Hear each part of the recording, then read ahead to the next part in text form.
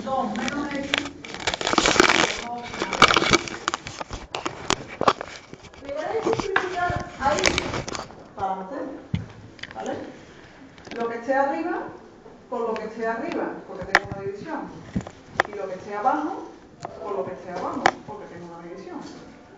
¿Que no queréis simplificar ahí y queréis marcar la división y luego simplificáis? Pues vale también. Como vosotros os sintáis más cómodos.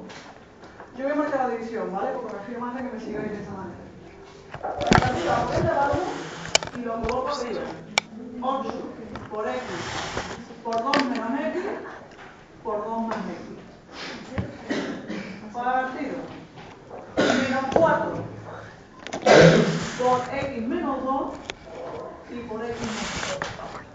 Vamos a empezar a ver cosas que sean iguales y por tanto se la ven. ¿Qué son iguales? Esto, igual, luego se la ven. ¿Estos dos cómo son? Luego cuando los simplifico, ¿qué me queda?